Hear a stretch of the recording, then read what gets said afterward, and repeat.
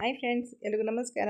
ನಾವಿವತ್ತು ನುಗ್ಗೆ ಸೊಪ್ಪಿನ ಪರಾಟ ಮಾಡೋದು ಹೇಗೆ ಅಂತ ನೋಡೋಣ. ನಾನು ಇಲ್ಲಿ ಸಿಂಪಲ್ಲಾಗಿ ನಾಲ್ಕು ರೀತಿಯಲ್ಲಿ ಪರಾಟ ಮಾಡೋದು ಯಾವ ರೀತಿ ಅಂತೇಳಿ ಹೇಳ್ತಾ ಇದ್ದೀನಿ. ಈ ಸೂಪ್ ಮಾಡಿದ್ದೀನಿ, ನುಗ್ಗೆ ಸೊಪ್ಪಿನ ಸೂಪು. ಆ ಸೂಪ್ ಮಾಡಿ ಏನೇನು ಪದಾರ್ಥಗಳು ಉಳಿದಿತ್ತು ಇದನ್ನು ರುಬ್ಬಾಕಿ ಪೇಸ್ಟನ್ನ ಮತ್ತೆ ಸೂಪನ್ನ ಜಾಸ್ತಿ ಮಾಡ್ಕೋಬೋದಾಗಿತ್ತು. ಆದರೆ ಸೂಪು ಜಾಸ್ತಿನೇ ಆಗಿತ್ತು, ಇಬ್ಬರಿಗೆ ಸಾಕಾಗುತ್ತೆ ಅಂತೇಳಿ ಅಷ್ಟೇ ಮಾಡಿಕೊಂಡು ಉಳಿದಂಥ ಪದಾರ್ಥಗಳನ್ನ ರುಬ್ಕೊಂಡು ನಾನಿಲ್ಲಿ ಪರಾಟ ಮಾಡ್ಕೊಳ್ತಿದ್ದೀನಿ. ತುಂಬ ಸಿಂಪಲು, ಪರಾಟ ಅದಕ್ಕಿಂತ ಸಿಂಪಲ್ ಚಪಾತಿ ಅಂತಲೇ ಅನ್ಬಹುದು. ಯಾವುದು ವೇಸ್ಟ್ ಆಗೋದು ಬೇಡ ಅಂತೇಳಿ ಉಪಯೋಗಿಸ್ಕೊಳ್ತಾ ಇದ್ದೀನಿ. ಅದಕ್ಕೆ ಒಂದೇ ಒಂದು ಹಸಿಮೆಣಸಿನಕಾಯಿ, 1 ಟೇಬಲ್ ಸ್ಪೂನಷ್ಟು ನೀರನ್ನ ಹಾಕ್ಬಿಟ್ಟು ನುಣ್ಣಗೆ ಪೇಸ್ಟ್ ಮಾಡ್ಕೊಳ್ಳೋಣ. ನಾವು ತರಿ ಮಾಡಿಕೊಂಡ್ರೆ ಚಪಾತಿ ಹೊತ್ತುವಾಗೆಲ್ಲ ಚಪಾತಿ ಅಲ್ಲಲ್ಲೇ ಕಿತ್ತೋಗುತ್ತೆ. ಹಾಗಾಗಿ ನುಣ್ಣಗೆ ಪೇಸ್ಟ್ ಮಾಡಿ ಹಾಕ್ಕೊಳ್ಳೋಣ. ನೀರನ್ನ ಆದಷ್ಟು ಕಡಿಮೆ ಬಳಸಿ, ಅಥವಾ ಕ್ವಾಂಟಿಟಿ ಎಷ್ಟು ಮಾಡ್ತೀರಾ ನೋಡ್ಕೊಳ್ಳಿ. ನಾನಿಲ್ಲಿ 1 ಟೇಬಲ್ ಸ್ಪೂನಷ್ಟು ಅಥವಾ 2 ಟೇಬಲ್ ಸ್ಪೂನಷ್ಟೇನೆ ಬಿಳಿ ಎಳ್ಳು ತೊಗೊಂಡಿದ್ದೀನಿ. ಸ್ವಲ್ಪ ಅಜ್ವಾಯಿನ, ಸ್ವಲ್ಪ ರುಚಿಗೆ ತಕ್ಕಷ್ಟು ಉಪ್ಪು. ಈ ಪೇಸ್ಟಲ್ಲಿ ಕೂಡ ಉಪ್ಪಿರುತ್ತೆ, ನೋಡಿಕೊಂಡು ನೀವು ಗೋಧಿ ಹಿಟ್ಟಿಗೆ ಎಷ್ಟು ಬೇಕೋ ನೋಡಿಕೊಂಡು ಹಾಕ್ಕೊಳ್ಳಿ. ನಾನಿಲ್ಲಿ ಮಲ್ಟಿಗ್ರೇನ್ ಆಟ ತೊಗೊಂಡಿದ್ದೀನಿ, ಮನೆಯಲ್ಲೇ ಮಾಡಿರೋಂಥದ್ದು. ಸ್ವಲ್ಪ ಗಟ್ಟಿಯಾಗಿ ಕಲಿಸ್ಕೊಳ್ಳಿ. ಪೇಸ್ಟೆಲ್ಲ ಹಾಕಿರೋದ್ರಿಂದ ಇದರಲ್ಲಿ ಬೈಂಡಿಂಗ್ ಜಾಸ್ತಿ ಬರೋದಿಲ್ಲ. ಪ್ಯೂರ್ ಗೋಧಿನೇ ಹಾಕಿಲ್ಲ, ಎಲ್ಲ ಕಾಳುಗಳು ಹಾಕಿರೋದ್ರಿಂದ ಸ್ವಲ್ಪ ಸಾಫ್ಟಾಗಿರುತ್ತೆ ಹಿಟ್ಟು. ಹಾಗಾಗಿ ಸ್ವಲ್ಪ ಗಟ್ಟಿ ಕಲಸಿ ಇಟ್ಕೊಳ್ತಾ ಇದ್ದೀನಿ. ಇದನ್ನು ನೆನೆಸೋ ಅವಶ್ಯಕತೆ ಏನಿಲ್ಲ. ಮಸಾಲೆ ತುಂಬ ಇರೋದ್ರಿಂದ ನಮಗೆ ಇದರಲ್ಲಿ ಯಾವುದೇ ರೀತಿ ಚಟ್ನಿ ಅಥವಾ ಸಾಗು, ತರಕಾರಿ, ಇದು ಪಲ್ಯ ಏನು ಬೇಕು ಅಂತ ಇಲ್ಲ. ಹಾಗೆಯೇ ಸ್ವಲ್ಪ ಮೊಸರು ಅಥವಾ ತುಪ್ಪದಲ್ಲಿ ಅಥವಾ ಬರೀದು ಕೂಡ ನೀವು ತಿನ್ನಬಹುದು. ಒಂದು 10 ನಿಮಿಷ ನೆಂದ್ರೆ ಸಾಕಿದ್ದು. ನಂತರ ನಾನು ಒಣ ಗೋಧಿ ಹಿಟ್ಟನ್ನ ಹಾಕ್ಕೊಂಡು ಲಟ್ಟಿಸ್ಕೊಳ್ತಾ ಇದ್ದೀನಿ. ಸಿಂಪಲಾಗಿ ಲಟ್ಟಿಸ್ತಾ ಯಾವ್ಯಾವ ರೀತಿ ಮಾಡಬಹುದು ಅಂತೇಳಿ ಸಿಂಪಲಾಗಿ ಮಾಡ್ತಾ ಹೋಗಿದ್ದೀನಿ. ಇದು ಪ್ಲೈನ್ ಪರಾಟ ಥರ ಮಾಡ್ಕೊಂಡಿದ್ದೀನಿ. ಇದನ್ನು ಪೂರಿ ರೀತಿ ಕೂಡ ನೀವು ಮಾಡಬಹುದು, ಪುಲ್ಚ ಥರ ಕೂಡ ಮಾಡ್ಕೋಬಹುದು, ಅಥವಾ ಅಕ್ಕಿ ರೊಟ್ಟಿ ಜೊತೆಗೆ ಹಾಕ್ಕೊಂಡು ಸ್ವಲ್ಪ ಹಸಿ ಈರುಳ್ಳಿ ಹಾಕ್ಕೊಂಡು ತಾಳಿಪಟ್ಟು ಥರ ಕೂಡ ಮಾಡಬಹುದು. ನುಗ್ಗೆ ಸೊಪ್ಪು ಸಿಕ್ಕಿದಾಗ ಆದಷ್ಟು ವೇಸ್ಟ್ ಆಗಬಾರ್ದು. ಅದು ಸೊಪ್ಪು ಮಾಡಿ ನೀವು ಪಲ್ಯ ಮಿಕ್ಕಿದ್ರೂ ಕೂಡ ಅದರಲ್ಲಿ ಕೂಡ ಈ ರೀತಿ ಚಪಾತಿ ಹಿಟ್ಟನ್ನ ಕಲಿಸ್ಬಿಟ್ಟು ಪರೋಟ ಥರ ಕೂಡ ಮಾಡ್ಕೊಳ್ಬೋದು. ಪಲ್ಯ ಜಾಸ್ತಿ ಇದೆ, ಉಳಿದಿದೆ, ಬಿಸಾಡೋದು ಬೇಡ ಅಂದರೆ ಆ ರೀತಿ ಕೂಡ ಮಾಡ್ಕೊಳ್ಳಿ. 2 ಸೈಡು ಫ್ರೈ ಮಾಡ್ಕೊಳ್ತಾ ಇದ್ದೀನಿ. ನಂತರ ತುಪ್ಪ ಸ್ವಲ್ಪ ಎಣ್ಣೆ 2 ಮಿಕ್ಸ್ ಮಾಡಿ ಇಟ್ಕೊಂಡಿರೋ ಥರ ಮೇಲಿಂದ ಹಾಕ್ಕೊಂಡು 2 ಸೈಡ್ ಬೆಂದ ನಂತರ ಹಾಕ್ಕೊಂಡು ನಾನಿಲ್ಲಿ ಫ್ರೈ ಮಾಡ್ಕೊಳ್ತಿದ್ದೀನಿ.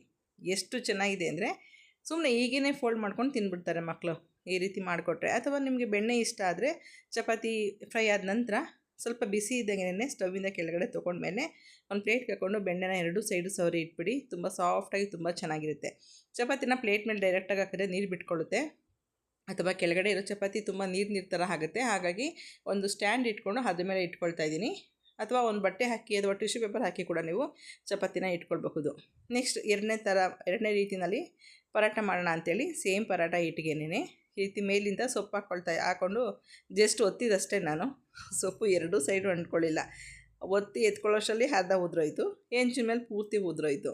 ಜಸ್ಟ್ ಅದು ವಿಡಿಯೋ ತೋರಿಸಿದ್ದೀನಲ್ಲ, ಮಾಡಿದ್ದೀನಲ್ಲ ಅಂತೇಳಿ ಅದಕ್ಕೆ ಮಾಡಿದ್ದು. ಇದು ಮೂರನೇ ರೀತಿ ಪರಾಟ ಮಾಡೋಣ ಅಂಥೇಳಿ ಇದನ್ನು ಮೇಲ್ಗಡೆ ಕೆಳಗಡೆ 2 ಸೈಡು ಸೊಪ್ಪು ಹಾಕಿ ಹಾಗೆ ಒತ್ತದೆ. ಇದು ಸ್ವಲ್ಪ ಅಂಟ್ಕೊಂತು, ನಾವು ಹಿಟ್ಟಿಗೆ ಹಾಕೋದ್ರಿಂದ ಸ್ವಲ್ಪ ಅಂಟ್ಕೊಳ್ಳುತ್ತೆ.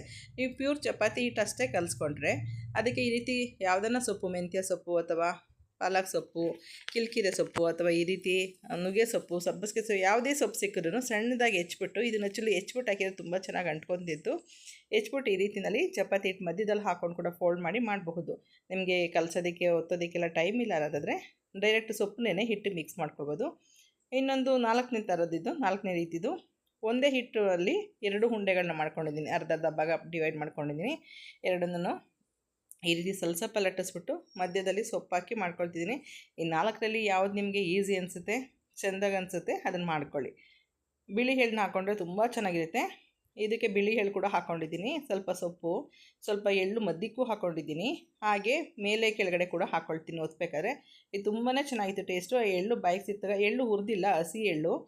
ನಿಮಗೆ ತಿನ್ನೋ ಇಷ್ಟ ಇದ್ದರೆ ಹಾಕ್ಕೊಳ್ಬಹುದು. ಕೆಲವರು ಎಳ್ಳನ್ನ ಯಾವಾಗಂದ್ರೆ ಅವಾಗ ತಿನ್ನೋದಿಲ್ಲ, ಬೇಡ ಅಂದರೆ ನೀವು ಕ್ವಿಟ್ ಮಾಡಬಹುದು. ಆದರೆ ಟೇಸ್ಟ್ ಮಾತ್ರ ತುಂಬ ಸಖತ್ತಾಗಿತ್ತು ರೀ. ಈ ರೀತಿ ಎಳ್ಳು ಹಾಕ್ಕೊಂಡು ಮಾಡಿ, ತುಂಬಾ ಒಳ್ಳೆಯದು ಎಳ್ಳು ಕೂಡ.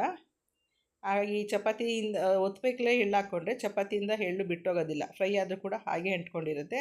ಅದಕ್ಕೆ ಮಧ್ಯಕ್ಕೆ ಸ್ವಲ್ಪ, ಮೇಲೆ ಕೆಳಗಡೆ ಸ್ವಲ್ಪ ಹಾಕ್ಕೊಂಡಿದ್ದೀನಿ.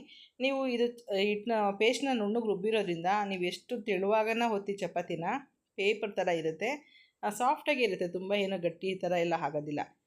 ಪೇಸ್ಟ್ ಮಾಡಿ ಹಾಕಿದ್ರಿಂದ ಟೇಸ್ಟು ಅಷ್ಟೇ ತುಂಬಾ ಚೆನ್ನಾಗಿರುತ್ತೆ. ಟೊಮೊಟೊ ಎಲ್ಲ ಹಾಕಿದ್ರಿಂದ ಹುಳಿ ಇರುತ್ತೆ, ಹಸಿಮೆಣ್ಸಿನ್ಕಾಯಿ ಹಾಕಿದ್ದೀವಿ, ಖಾರ ಕೂಡ ಇರುತ್ತೆ, ಉಪ್ಪು ಹಾಕಿದ್ರಿಂದ ರುಚಿ ಕೂಡ ಇರುತ್ತೆ. ನೀವು ಇದಕ್ಕೊಂದು ಸ್ವಲ್ಪ ಹಸಿ ತೆಂಗಿನಕಾಯಿ ತುರಿ ಹಾಕ್ಕೊಂಡು ಇನ್ನೂ ಚೆನ್ನಾಗಿರುತ್ತೆ. ಈ ರೀತಿ 2 ಸೈಡು ಸ್ವಲ್ಪ ಎಣ್ಣೆ ತುಪ್ಪ ಹಾಕ್ಕೊಂಡು ಫ್ರೈ ಮಾಡ್ಕೊಳ್ಳಿ. ತುಂಬ ಚೆನ್ನಾಗಿರುತ್ತೆ ಟೇಸ್ಟ್ ಮಾತ್ರ. ಒಂದು ಸಲ ಟ್ರೈ ಮಾಡಿ, ಯಾವುದನ್ನು ವೇಸ್ಟ್ ಆಗೋಕ್ಕೆ ಬಿಡಬೇಡಿ. ಯಾವುದೇ ಪಲ್ಯ ಮಿಕ್ಕಿದೋ ಈ ರೀತಿ ಚಪಾತಿ ಒಳಗಡೆ ಸ್ಟಫ್ ಮಾಡಿ ಅದನ್ನು ನಾವು ಇನ್ನೊಂದು ರೀತಿಯಲ್ಲಿ ಉಪಯೋಗಿಸ್ಕೊಳ್ಬಹುದು. ಈಗ ಪಲ್ಯ 1 ಟೈಮ್ ಅಥವಾ 2 ಟೈಮ್ ತಿಂತಿರ್ತೀವಿ, ಇನ್ನು ಪಲ್ಯ ಉಳಿದಿದೆ ಅಂದರೆ ಯಾವುದೇ ಸಬ್ಜಿಗಳಾಗಲಿ ಅದನ್ನು ಈ ರೀತಿ ಮಾಡ್ಕೊಳ್ಬಹುದು. ತುಂಬಾ ರುಚಿಯಾಗಿರುತ್ತೆ. ಆದಷ್ಟು ಚೆನ್ನಾಗಿ ಸ್ವಲ್ಪ ಸ್ಮ್ಯಾಶ್ ಮಾಡಿಬಿಟ್ಟು ಮಾಡ್ಕೊಳ್ಳಿ.